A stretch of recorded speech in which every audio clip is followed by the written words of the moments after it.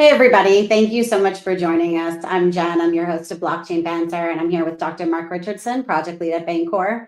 Mark, thank you for joining me. I know this was kind of a last-minute Blockchain Banter that I invited you on, but after our discussion yesterday, I really felt like it could benefit more than just myself. So I appreciate you joining me. Thank you. So I named this series because I do want to make this into a series. This is made up DeFi garbage. And the reason I did this is because you and I asked you a question yesterday. It turned into not necessarily a debate, but I just wasn't understanding this particular concept and why it was portrayed in the industry the way that it is, or understood the way that it is, I guess. And you had referred to one of your previous presentations. I believe it was at ECC in Belgium, 2024. And you had said throughout, like at one point in your presentation, this is just made up DeFi garbage. Without me going too far into this, maybe you can tell us a little bit about what this presentation was. And then we can kind of go into the fee tier, which is really where this discussion started. Yeah, sure. So I made a presentation as a part of the token engineering track. This is last year, so this is an old presentation. This is one that happened in ECC Brussels. And the reason I made it was because I was getting, I don't want to say frustrated. Let's just say I was becoming increasingly cognizant of the misconception across the industry, both its users and its protocol developers, that the fee paradigm on an AMM actually means something, right? Because it really started off as a marketing tactic. And I think that, in a way, too many people are drinking the Kool-Aid, and not many people have stopped to really interrogate whether or not it makes sense for a liquidity provider to charge a fee of any kind. And so the motivation for that presentation was to demonstrate that it's provable that there's no such thing as a fee on an AMM. And so that's why I made that presentation. And I referred to it as made up DeFi garbage. Right. Okay. So you say that it's more of a marketing tactic. Break it down for us a little bit. Like why? Now I know that you did this in your presentation, right? You tend to be a little bit technical. I say this all the time and I think it's wonderful, right? I think this is why when you say something, I kind of ask you to break it down a little bit and I put myself in this, sort of normie category. I'm not super technical. So as a liquidity provider, this is why I titled it like Misleading Industry Narratives, because you say it's the consumer, it's the user, but it's also the developers, right? I have been under the impression for the last 5 years that I've been in crypto that you provide liquidity, you earn trading fees. This is what we've all come to know, right? So marketing, why do you see this as a marketing sort of gimmick? I mean, I guess because it works, right? But well, for example, I mean, just now in the last few minutes, you said that I'm known for being too complicated, or the things that I say are too technical. To break it down. That's where it came from, right? To understand what you're doing when you're like the financial instrument that you're buying when you provide liquidity to an AMM is technical. And so it's exactly the marketing departments around DeFi that have said, no, users won't understand this. Let's just make something up. That's what a fee is. Because if you tell users they're earning fees, they're like, oh, okay, I get it. It's unfortunate that it's not true, but that is what motivates them to provide liquidity to protocols. And the truth is inconveniently complicated. Okay, so let's do this then, if you will, with me. Say it how you want to say it, right? Explain it how you want to explain it. Get as technical as you need to. And if I'm not understanding, then I'm going to stop you and ask you to maybe break it down a little bit or give me an example or something of this sort. Yeah, I don't think it needs to be made. I don't think it is complicated. It's like it's just more complicated than stake your tokens here and earn fees. Right. So the problem with asserting that liquidity providers can charge a fee at all is that they also determine the price, right? Or at least the instrument that they're buying has prices hard coded into it, right? If you're using an AMM, using the XY equals K model or something else, those are still, pricing standards. And the fee that's injected into those curves changes the curves themselves. And so you can show, via a couple of different means that it's easy to move the fee around in such a way that it no longer means what people think it means. And when you have um, two contradictory, but otherwise equal formulations for the same thing, like that contradiction means something isn't true, right? This is why we use proof by contradiction in mathematics. But I think there's an easy heuristic that you can follow for this, which is that let's examine the case where a fee is applied and does make sense. And I think in our conversation, the example we were using was that there's like a customer, a merchant, and then something like the Visa network that extracts a fee from every transaction. So I think we were talking about maybe a restaurant or something. So let's treat the restaurant as the liquidity provider, and they are offering you, menu items at a certain price. And then you, the customer, are, browsing the menu, deciding what it is you want to buy. And then when you come to pay for, the goods and services the restaurant provided you with using your credit card, the Visa network or the MasterCard network or American Express, even though they didn't provide you with the food and they didn't, provide you, the customer, with the cash to purchase anything, they extract a certain, a small amount of that transaction value as a fee for themselves. Now that makes sense because we can determine who the fee is going to, and that they weren't otherwise a participant in the transaction there. So that's a legitimate fee. The problem with saying that the restaurant itself is charging a fee is that all of the prices, 100% of the prices, are a fee, right? But you don't think of it that way. But when you buy a hamburger from somewhere, it's not like the fee and the price of the burger are separate, right? Right. Price is the fee. 100% of the value of the burger that you bought is the fee. So you can't, if the restaurant said, well, I'm charging you $10 for this thing, but that's like $9 for the cost of the burger plus a $1 fee. It's just that's made up, right? The restaurant prices the whole thing at once. There's no decomposition into, and even if they wanted to, they could itemize, this is how much lettuce costs, this is how much tomato costs, and so on, and that's fine. But the consumer just looks at the price of the whole burger and whether or not they're going to buy it. And so the restaurant can literally use any itemization they want, including erroneous ones. So they could say, actually, the cost of the burger is only 50 cents. And so $9.50 of it is our fee. Or they could say the cost of the burger is $9.50 and 50% is our fee. They can actually use any number and it doesn't affect the transaction. And therein lies the proof that the fee is not possible to be charged, or at least it disappears into obfuscation when the person who is pricing the item is also the person charging a fee. It's just part of the price. These things come together. And so when we, from the outside, look at that transaction, it becomes impossible to determine what the fee was, right? There is just the hamburger that changed hands, and there's just the cash that changed hands. And So, Mark, really quickly, you're saying it's impossible from the outside, right? So I'm the consumer, I'm the one who's buying that. It's impossible for me to know but it's not impossible for the restaurant to know. And in this case, the restaurant is the liquidity provider. So to them, they So it still actually, have a fee.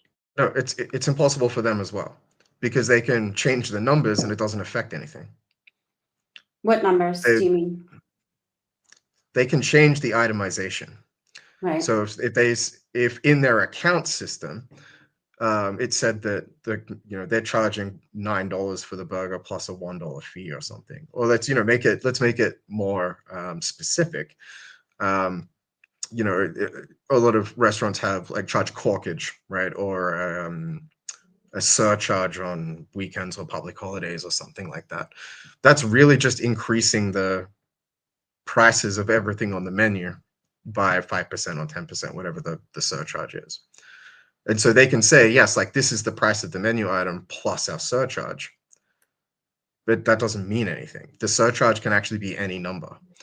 They could, for example, say that all of the menu items today are 50% off, but we charge a 2x fee on top, which brings everything back to the way it was, right? And this is Right. similar to like how Black Friday sales work, right? And I think we've seen people wising up to this, is that what they do is that they increase the prices by, 25% or something the day before, and then say that they're, reducing the prices by the same amount the next day, so that they can advertise that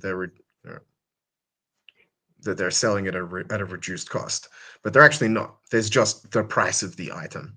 And so this is when you allow yourself to move the prices around and discounts and surcharges and things, it's arbitrary. You can add any number of things. At the end of the day, the only thing that matters is the total. And for the restaurant, for Walmart, whoever is doing this, they can itemize it however they like. They can change their minds, right? Maybe instead of selling a television for $100 and charging a $10 fee, they can instead say, actually, we sold the television for $10 and charged a $100 fee. It doesn't change the account keeping at all. And so if it doesn't matter what the fee is, then it's not. So when a liquidity provider goes to provide liquidity on an AMM and they choose a fee tier, what are they actually doing then? They're choosing a spread. They're choosing the difference between their first asking price and first bidding price. Okay. Can we do And a visual? Are you able to share your screen? Can we look at Carbon DeFi? Because I know that we've spoken about this before. We've spoken about fee tier versus spread. You do not like fee tier. You definitely prefer spread, and we've spoken about spread before. We have fee tier, or Carbon DeFi as fee tier on there because this is what has been used and accepted by the industry, right? But let's look at it in terms of Carbon DeFi as our example. Show us where that actually is, because here's the thing, it's not like it's trading fees. Liquidity providers are under the impression that, or the majority, right, that every time their liquidity is traded against, they're earning this fee. So when they choose that, show us what the spread is. Okay, I see you're sharing your screen now. Thank you for doing this, by the way. Okay, so yeah, my pleasure. So here we're looking to create, this is a concentrated liquidity position. Apparently the price of Bitcoin is down to 86. I didn't even realize. Okay, so on this side, this is the BTC that we're offering to the market, right? So the market price is, or we might call the mid-market price, is this line down the middle. And then there's a small gap, and then the first price that we're offering. And then on the reverse side, this is where our USDT is in this case. You can see that there's a small gap, and then our first bidding price. And so the distance between that first bidding price and first asking price is the bid-ask spread. And so you can see I can make it, I can change the, let's do a custom one over here. So if I set it to something like, 1 point, let's see, Oh yeah, okay, that was a small one. Okay, so you can see when it's at 0.01, the gap is very, very small. And this means that for every Bitcoin that you're selling, when you buy that Bitcoin back at a lower price, you only make a small profit. But if you increase the bid-ask spread, then for every Bitcoin you sell, when you buy it back again, you buy it back at, 0.1% at a lower price. The example that I've usually given to help people understand is if you're operating a pawn brokerage or a used bookstore or something. Imagine that your policy is that you'll buy any book for $1 from people who walk in off the street, and then you will price it at $2. That means your bid-ask spread is $1, and that's all that's happening here. But on an AMM, the problem is that the price of books changes. So every time you buy, maybe you buy the first book from someone off of the street for $1, but then every time someone else comes to sell you another book, you buy it for 1 cent less, right? So the first book you buy for $1, the second book you buy for 99 cents, the third book you buy for 98 cents, and so on and so forth. But each one of those books, you still price up by $1. So the first book that you bought, you're going to try and sell for $2. The second book you bought, you're going to try and sell for $1.99. The third book you bought, you're going to try and sell for $1.98, and so on. That's what AMMs do. And this is why you do not earn a fee on every trade. That's just a lie. Because if you just buy 100 books and you don't sell any of them, then all you've done is go short a lot of cash and long a lot of books. You need to then rotate that book inventory back into cash to realize a profit. So you don't actually earn a fee on every trade at all. You have to buy a book and then sell the book. And that's where you earn your, fee. But it's not a fee. It's just a buy low, sell high trading strategy. Right. Okay. So in the case of the book, you buy one for $1, you sell it for $2. Nobody's paying a fee to you. That's just your profit from making that buy and sell. Right. Yeah. And it doesn't, exactly. And if someone does have this policy, for every book I buy, I mark it up by $1 and offer it back to the market for that dollar. Imagine if, we were analyzing their business and they said, I bought 100 books today. And so I've made, $100 in fees. And it's like, but did you sell any books? It's like, no, but I earn $1 on every book I buy. But you didn't actually sell the books. You have to sell them to earn that dollar. Okay. So is this how? But that's how AMMs work. You froze for a minute. You said that's how AMMs, and I lost that's you. how AMMs report fees, right? Sorry, that's how AMMs report fees. If the price drives down and all you did was buy, let's call it the book token, right? If you buy 100 book tokens at a fee tier of 10%, they're going to say you've earned like 10% of that volume, right? Let's say you bought $1,000 worth of book tokens. They're going to be like, wow, congratulations, you've earned $100 in fees. You haven't. All you did was buy 100 book tokens or 1,000 book tokens. You need to wait to sell them again at a higher price to realize that fee. And when you do it, the AMM is going to report to you that you're earning fees in that direction as well, right? So is that how AMMs are actually reporting them? Because that was my next question. Like they show these APRs, right? Or APYs, or, this is what you've earned so far on your liquidity. Is that how they're actually doing it? Or are they doing it as if the buy and the sell had both occurred? Because they're clearly different. No, right? they just ignore that selling is necessary. They just say, whatever the fee tier is multiplied by volume is how many fees you've earned, which is completely made up. Like it doesn't stand up to any kind of financial scrutiny.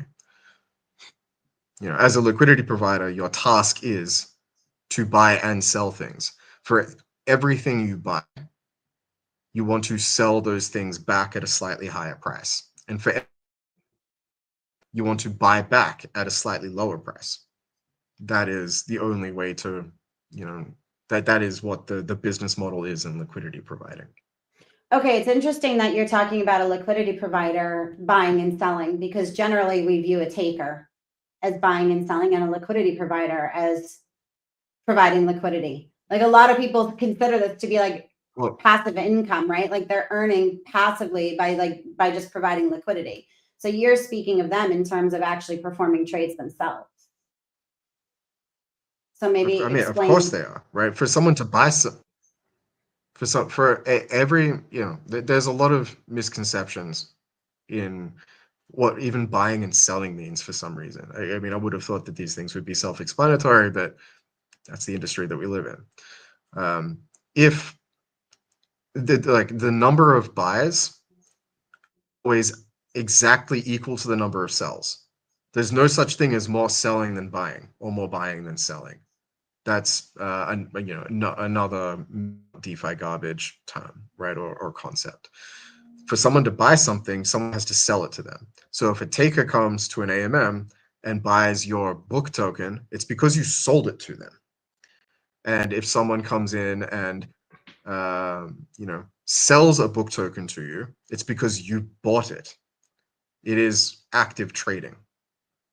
You So are prescribing, you are subscribing to the AMM's prescribed trading strategy, but you are buying and selling. You are trading every time someone interact with your liquidity. So this was another discussion that I recently caught was, LPs versus traders. And are LPs actually traders? Because a lot of them don't see themselves as traders. But as you're pointing out right now, they are subscribing to Well, that was this. the idea.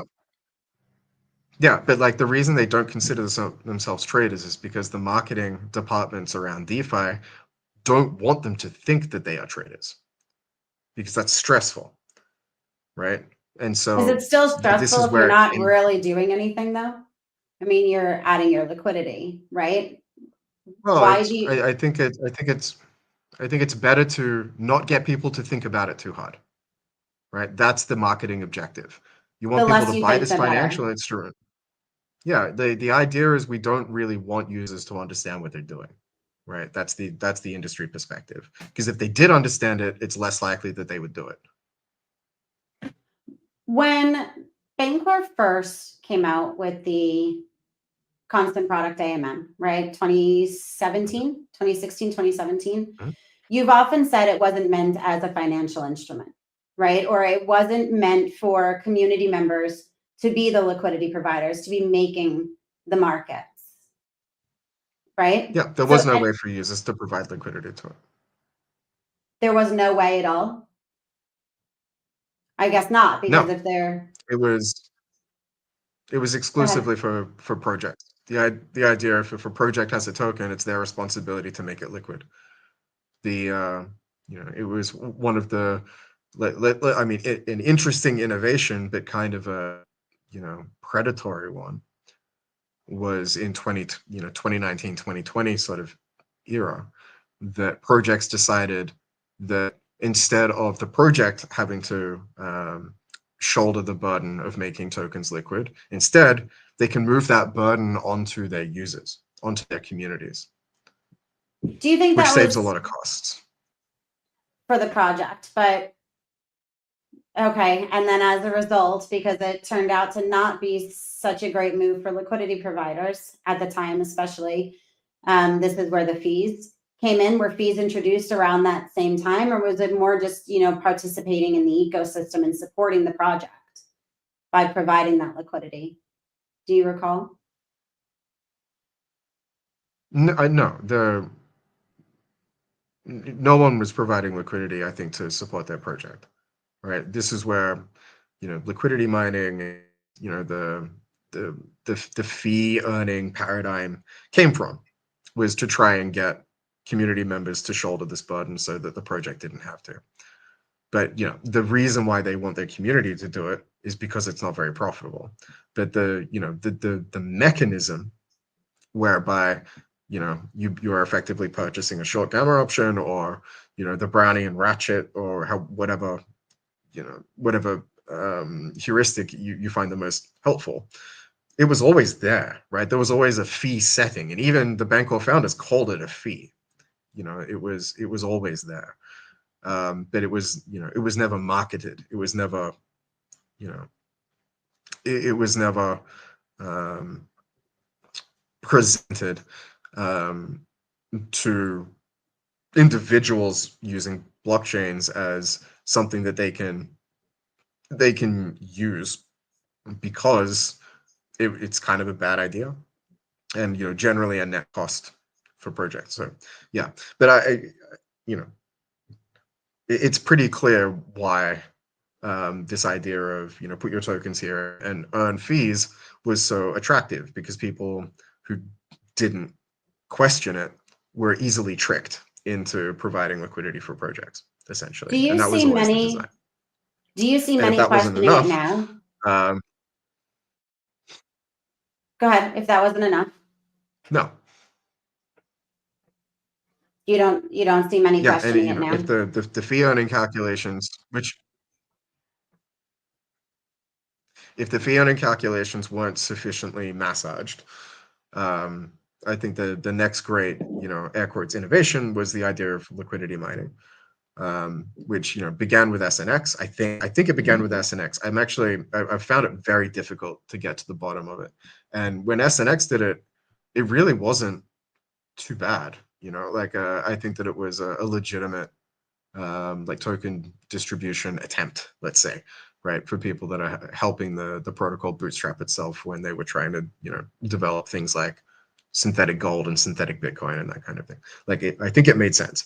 But yeah, thereafter, the liquidity mining paradigm has continued to be the carrot at the end of the stick, this proverbial incentives that everyone likes talking about in DeFi so much. But yeah, it's still by and large used to convince people to do something that if they understood it, they might not want to do, right? Or because the financial instrument itself isn't attractive enough by itself. So it's heavily subsidized with other things. But yeah, it's not, you don't earn fees. There are no fees to be earned. You are participating in a very specific buy low, sell high grid trading strategy whenever you are providing liquidity to an AMM. No exceptions. Mark, I think we might have a little bit of a lag, but I want to keep going with this. You said that you had created this presentation and you chose this as your topic because it was something that was just getting to you, right? What was it about this particular topic? Because we've had a few where we've said, like, why does the industry say this? And we'll talk about those in the future. But this particular one, what was it about the fee earning that really just got to you to the point that you based your presentation at ECC around this? I mean, I've given a lot of similar presentations. I don't think that that's like that this one stands out necessarily. But I think that in that case, one of the things that really irked me was that the this idea of fee earning and that hubris has contaminated the like the academic treatment of these things. Like it's almost like an emperor's new clothes sort of situation. Like all of the people that have helped to prop up the fee earning convention are now forced to incorporate it into the models that they're using when they analyze and describe DeFi protocols. And it's just, it turns something, it makes it much more difficult, I think, to make legitimate progress in the way that these things are studied. Because, it's like we have to pay lip service to this marketing paradigm, even though it doesn't belong there. And, I think from an, I'm a skeptic and, a scholar, or at least I try to be. And I think that it's much more important to pay attention to what is objectively true rather than maintain maintain a narrative that's required to serve a marketing purpose, right? I think one of the things that I've said is that especially in, it's not just this stuff, right? It's also in like DeFi white papers themselves. The white paper culture has changed. They used to be very, very scholarly sort of articles, and now they're just pitch decks, really. And so I don't know, maybe it was a convenient target, to help highlight or illustrate just how far DeFi has drifted, right? Where it's continuing to entertain a provably stupid concept, and that if we abandoned it, it actually makes some of the analysis and things a lot easier to process. And yeah, it was, I think, a canary in the coal mine sort of situation for me when I started to see these academic articles coming out that was still paying lip service to it. So I think that that's what motivated it. It's almost as if the marketing had been accepted as a type of like AMM mechanism, right? Like this is actually a part of this design or the mechanics of an AMM versus just something that had been created to sell liquidity providers, to the point that it's being referred to or used in academic papers. So Yeah. rather than just backtrack and say, okay, look, these really aren't trading fees. I mean, the industry has done this with things previously, right? We didn't realize that this was going to surface, right? Like sandwich attacks or something like that. You know, it's like we can't just deny that they're there, or, instead we have, I mean, Carbon DeFi is immune to them, right? There are other projects that are working on creating something where users can be more resistant to them than they are just going in there and using an AMM as a taker, right? But we're at least acknowledging that this is an issue. What is it about this one in particular? Is it the loss of users? Is it the fact that if somebody comes out and says, hey, this is an actual issue, then maybe they have to suffer the consequence of potentially losing users, or acknowledging that this number that they're throwing out there that's so pretty and appealing to liquidity providers isn't actually valid at all? Why do you think we're doubling down on this one in particular to the point that it's in white papers? You don't know? No, Not you. I stand by it. I stand by the same reason, because explaining AMMs any other way won't you won't be able to access the same demographics. Because as soon as it's hard, right, as soon as someone has to think about something, you're going to lose 90% of the users. And so the message is stake tokens earn fees. Even if it's not true, it has to be maintained, because blockchain users, for better or for worse, don't like thinking about things. And so to keep that message simple is the priority. And it's, like, I mean, it comes back to, like even the beginning of this call, right? And, I've been in so many situations where someone says, this is too complicated, just make it easy. So in a way, the users are bringing it on themselves, right? They want to be lied to. And these projects are very happy to lie to them so long as they're using the protocol. Do you think that by them saying make it simple, it's actually lying? I mean, Well, yes, they want it yeah, to be simple so that they understand it, right? I mean, these are complex things we're talking about when you're looking into the depths of DeFi, right? It's not simple. And that's the lie. The lie is that it's simple. Like whenever someone says to me, just make it simple, all I hear is, just tell me a pretty lie. not Like break it it's down in not. terms I understand, right? No, I mean, I do that, but sometimes it's going to take a long time, right? The assumption that you're not going to have to expend any effort to understand these things is a mistake.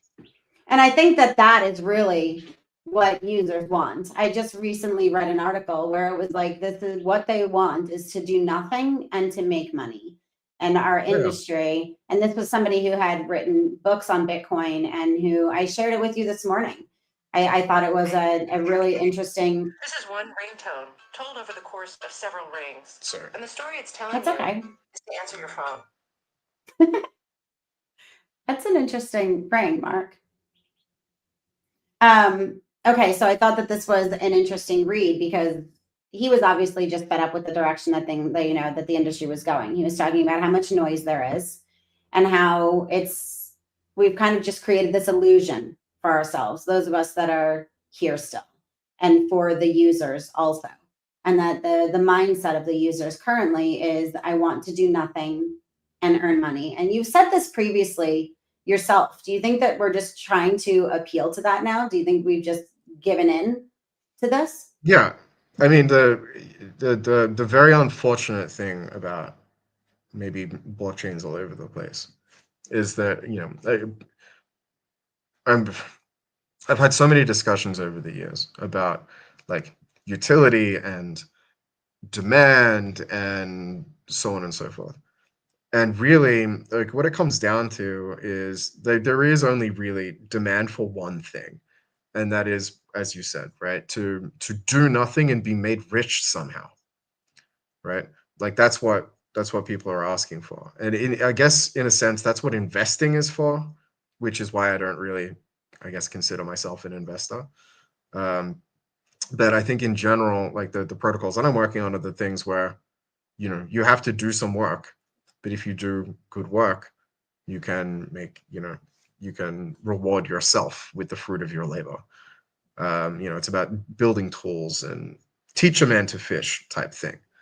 Whereas the protocols where it's like, buy this token or stake this token here or something and get 200% APY. Like this is the traps. I'm reminded of that meme, right? Where someone's like, well, how stupid is this animal that it would walk right into this trap?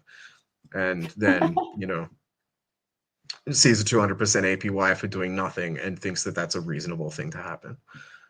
So yeah, the crypto movement really began with a whole bunch of narratives, and you could, I know that there are those who take very seriously the fundamentals of cryptocurrencies and blockchains, right?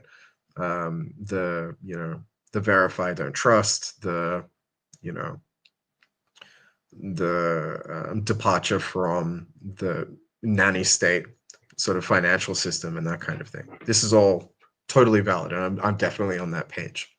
But you cannot subscribe to the verify yourself, don't trust anyone paradigm, and at the You same time, cannot. Oh, okay. and at the same time, ask people to explain their protocol to you like you're five. Those are very different things, because now you're trusting someone to simplify something for you. It's your responsibility. And yeah, But even if you they are are doing this sort of expecting that research, someone has to produce a pretty graphic for you. What's sorry, that? I think we have a lag. Go ahead. Yeah, I was just pointing out that if you're depending on someone else to explain something to you before you can use it, then you're not verifying anything. So, I mean, this is what white papers and things were for previously, right? Like, yes, you're taking their word for it still in that same regard. They're right in this, but this used to be more of like a technical paper that's explained the mechanics behind these certain things, right? Like whatever project it was around what product they had built.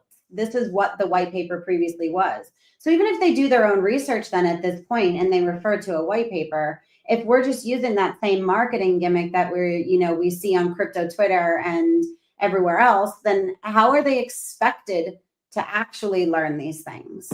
Are we just lowering our own standards so that we can? I mean, we're just lowering our own standards. We're taking the easy way out then as builders so that we can appeal to more users. I mean, That's it. I learned these That's all there things. really is to it. Sort of. Yeah, like I think it's, we should be careful to excuse the idea that someone is required to provide you with, a decent white paper or something. Because again, you still need to trust them to do that. They can write whatever they want in their white paper. You're right that the standards have slid. It used to be that the stuff in the white paper actually matched the underlying financial theory or whatever of what the project was actually doing. Whereas today, white papers are really written for investors, right? Not users of a protocol. Like they are literally just pitch decks. So they don't really have that same kind of value that they used to. But even then, someone can write a very technical white paper that sounds very convincing, that has absolutely nothing to do with the protocol that it's attached to, right? That's another totally, reasonable expectation from someone who is attempting to scam you, for example. And so even then, you are, or it could be that they are highly convinced of their interpretation of the theory, but that their interpretation is wrong.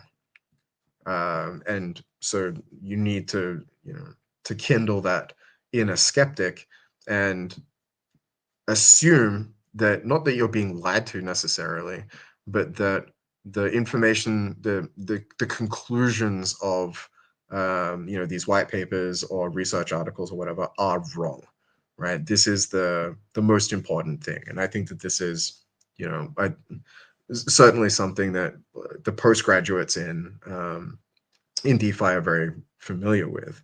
That if someone writes something, it's your responsibility to try and prove it to be false. Like you go in with the assumption that everything written everywhere all the time is wrong. And when you can't falsify it, doesn't necessarily mean that you trust it or believe it, but your confidence, right, in the conclusions of those authors becomes stronger over time. You become more convinced. But you never assume that something's true, right? Science is the process of working out what isn't true, not what is. And as a skeptic, I really like the definition that you're trying to hold as many true beliefs as possible and as few false beliefs as possible, and those aren't the same thing. So constantly, reviewing how it is you became convinced something is true is an extremely important exercise. So yeah, like what are you supposed to do is the same as what you should have always been doing, which is assuming that all of the information that's being given to you is malicious and a lie, and then interrogating it for yourself. That's the verification ethos of blockchains and cryptocurrency to a T, right? If anyone goes in reading Satoshi's white paper thinking that Satoshi is correct, has already failed, right? The blockchain ethos. You need to read that white paper assuming that Satoshi is either an idiot or deliberately lying to you, and then challenging the proof of work mechanism for his blockchain that he proposed. And that's what makes Bitcoin strong, right? Is not people holding this thing up and saying, how smart is Satoshi and blah, blah, blah, but assuming that it's probably, some criminal, arms dealer somewhere that's created this thing that's trying to, trying to selfishly benefit at the expense of others. And failing to show that that's the case is the thing that gives confidence to Bitcoin. And the same should be true of every protocol, right? You always assume that everything published is either attempting to mislead you or has been incorrectly, incorrectly analyzed, and that the conclusions are false. So you need to learn for yourself. You need to become an expert in these things. We don't see this very often at all. Mark, we have about 15 minutes left. I want to go back. Do you mind if I bring up your screen one more time? Because you were saying that concentrated liquidity, providing liquidity is in a concentrated liquidity position is somewhat like grid trading, right? And I have heard users refer to recurring orders on Carbon DeFi as a type of grid trading. And I know, may I bring this back up? Yeah. Okay. So here we call it a fee tier. Would you mind showing us the recurring orders? on your screen.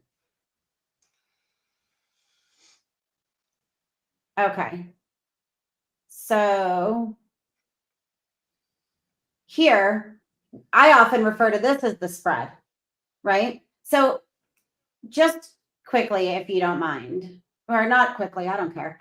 The difference between a concentrated liquidity position when you're referring to it as a grid trading strategy and recurring orders when it's being perceived as a grid trading strategy. Tell us the difference and what the spread means in each of these instances. Do you mind? All right. Yeah, no, that's fine. It might be easier to do it as a, and this one's not going to be particularly profitable because actually maybe we can do something. Do here it that how says- you want to do it. Okay, so let's do something like this. And let's start with, I don't know, 100 WBTC, and we don't Okay, so you're on the simulator page. yeah, it's because to see the spread, you need to see it evolve in time.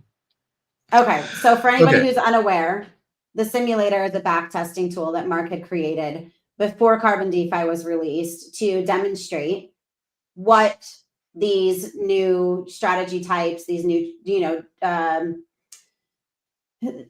your bonding curves and your asymmetric liquidity is actually Yeah. capable, or it offers to users, right? What- So go ahead. Yeah, so what the product does, but the spread is always the distance between the first asking price and the first bidding price. So here, we're always looking at where's the green border and where's the first red border. That is the spread. It's the gray area, right? So it's not this, I mean, there's a constant spread here, which is that gap between the two ranges, but it's actually always this height, right? So up here, all of the asks have been taken, so that's not super helpful. But you can see like in the middle, so like right here, see as our bids are being taken, the new bidding price, or the bidding marginal price, I should say, is this line right here. And our asks are over here. And so whatever price that is, which is around what, 118,000, and here looks to be about 112. So our spread here is $6,000. Okay. I That's the understand. spread. So it's okay. And you're And not if we do making it- that every time somebody, takes your liquidity or trades against your position, right? Which is what we were talking about earlier, which is Yeah, what, most liquidity providers think, right? So Yeah, you end up with a long position. Yeah. You end up with a long position and a short position. Every time you're selling something, long and short doesn't refer to leverage. You don't have to borrow anything to go long or short. It just means that you started with a certain amount of BTC. And so as you sell it, you're short a certain amount of BTC, right? We started with 100 BTC. And so when that BTC was being taken, we're short that amount, right? People say, oh, I've been shortchanged, or I'm coming up short. That's what it means in finance too. It means that compared to the 100 BTC I started with, maybe I've only got 90 left. So I'm short 10 BTC. That's what that means. And if you started with 0 USDT, which as we did in this case, then at this point in the simulation, we're now long apparently 11 million USDT, right? And so we need to get back to where we started, right? So it's only after completing the round trip that we can see that we have no short positions open, right? Because all of the BTC that we started with was 100, and now we've got 113. And we didn't start with any USDT, and we're back to 0. So we're not long any USDT. And the leftover that we've got, that 13.32 WBTC, is the profits from going short at a high price and then closing our short position at a lower price. And so this isn't a fee earning. This is literally the benefit of crossing your bid-ask spread. okay. And the difference here is that you can create that spread yourself, because obviously these orders aren't overlapping, right? So you're doing the same thing in a recurring order or a recurring strategy as you are in a concentrated liquidity strategy. But concentrated liquidity strategy, they are obligated to overlap. Well, yeah, because that's what grid trading means, right? So if we feet here, like maybe 1% or something, and we're going to do the same thing. We'll start with 100 WBTC. Okay, so what I want you to notice here is that there's still it looks like there's a bug in the simulator right now, so I apologize for that. But you can see that as the price is moving up through here, the bidding price and the asking price is still separated by a certain amount. Now in Carbon DeFi, the spread will actually slowly reduce over time, whereas on most AMMs it's maintained like deliberately to a constant amount. But that's fine. It's neither here nor there. It's just a slightly different paradigm. But yeah, it's still the distance between the bids and the asks that is where your profits from. And so here, like I think this last part of the simulation is bug free, so we can focus on that. You can see that for each tiny increment we move up through this asking liquidity, bidding liquidity goes up with it, right? So this, if we're selling here, the liquidity comes in behind it and says, I'm willing to buy back here. So if we go all the way through the range, we need to come all the way back through the range as well, just to make that small amount of profit. Because like, you know, as the price moves up, we're selling at every single price. Right? And so Mark, you're we cutting buy out quite a at bit every at the single one of moment. those price points minus whatever. Okay. Maybe it was sharing the screen. But okay, so you were saying that you have to really go through every single time you buy, you have to go back and sell all the way back up, right? You're buying all the way down, you're selling all the way up. Yeah, the fee that people talk about requires 2 trades, and they have to be in different directions. If you sell a certain amount of a thing, you need to buy that amount back. And How it's can only after users, you've bought back the same amount that you can realize the profit. when there's a pool, and I know we're coming up on an hour, so I'll let this be my last question for now. But when everyone's liquidity is pooled on a concentrated liquidity AMM, right? Or even a canonical like constant product AMM, you provide 2 tokens, everybody's liquidity is pooled, right? So how can you figure out what your fee, like what you're actually earning from that? They're telling you one thing and you're saying that this is not real, right? This is made up. How can they figure it out on their own what this actually is then if it's their liquidity that's being bought and sold? I'm not sure what you're asking. Well, how can they figure out what they're actually earning or if they're earning anything if they can't believe what they're actually seeing on an AMM or when they're providing liquidity? You have to study it. You know, it's the same way that you are. I mean, it applies the same in DeFi as it does in every aspect of your life, right? How do you tell, you know, how do you know whether or not you should become a Mormon, right? When the Mormons knock on your door and tell you that, you know, Jesus lived in the United States and that Joseph Smith is, you know, here to save human race. How do you know if they're lying to you or not? It's a little Have to bit think different about it. though. With It's Carbon not. DeFi, well, each position is its own position, right? Each strategy is standalone. Sure. In an AMM, it's all pooled together. So when you add your liquidity to the pool, how are you supposed to know that it's your liquidity that's being bought or sold? I mean, you can study it, right? But where can they actually see if it's their liquidity or not? I mean, that's an implementation specific question. It's going to be difficult to speak about that in broad strokes, especially Yeah. because like AMMs like Trader Joe, like Uniswap, they actually do issue specific positions, and it's not pooled in the traditional sense. So, it is, there are ways to do it, but you still need to trust that the tools that you're being provided with are working correctly. Right. And it's the same for carbon DeFi, right? When we say that nothing's pulled together, we're just saying that, like it happens to be true, but you shouldn't assume it. You should actually go to the effort of making sure that what we say about our protocol is true. The same way that you should interrogate the Bitcoin white paper. Assume that everyone's lying to you all the time is the best advice I can give anyone. And on that note, assume everybody's lying to you. And thanks for talking about this made up DeFi garbage with me today, Mark. You're welcome. It's interesting because it's something that I had believed this for so long, and I would get so frustrated with you about when you would come on to the calls previously and say, there's no such thing as a fee tier, or I would ask you, or you would refer to, and you'd say, I hate that term. I call it a spread. I prefer a spread.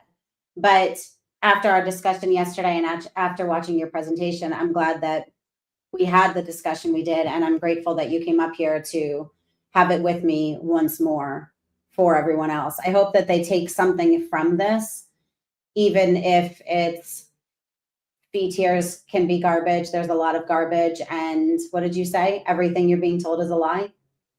Well, just that you shouldn't, just that, you should go into it with this sort of idea, right? Don't believe everything you, go ahead. Yeah, the whole DeFi ethos is about, in a way it's about self-empowerment, but also self-responsibility. Yeah. And so if you are waiting for people to tell you how things work and just accepting it, then you're, let's say, a soft target. But it's not just in DeFi that you should be applying this principle. You should be applying this principle everything in your life, right? Whenever someone on Twitter says such and such about some political figure or whatever, you shouldn't immediately say, thank you so much for breaking this down for me. The first thing you should say is, I wonder if his motives they are or their motives. I wonder if they're trying to trick me, or maybe they're just confused. Like there's this is the kind of, the skeptical mindset. And it just so happens to be extremely useful in DeFi because there's a lot of, malicious intent. Like there's no shortage of malicious intent and criminal activity and so on that is able to thrive because users do whatever you tell them to do. And so there's a very strong sort of self-preservation motive for taking that kind of skeptic mentality seriously in DeFi. But I think I would suggest that you adopt it everywhere, because if it works in DeFi, it's going to work somewhere else as well. It's funny, really fast. And my last comment was, I realized tomorrow is Thanksgiving here in the United States. And you're talking about being a skeptic. Tomorrow, I think, is the 4th or 5th anniversary of my biggest loss in DeFi. And I only bring this up because I wasn't skeptical at all. And I was at that time, I'm going to get rich and this is what I need to do. And why should I even question? I honestly think it was like a 2 million% APY or something ridiculous. There were just a number of zeros in there, and I should have known better, but I was so caught up in the fun of it, and I had this huge FOMO for not earning anything and not, that I really wasn't skeptical enough. And I posted about it, and it was on Thanksgiving, and I was thinking, shame on me. I should have done my research. I should have stepped away versus FOMO'd into this, and I should have been with my son on Thanksgiving. So lesson learned. And from that point, I was much more skeptical, but I hope that me speaking about the lesson I learned will help somebody else kind of maybe take a step back at some point,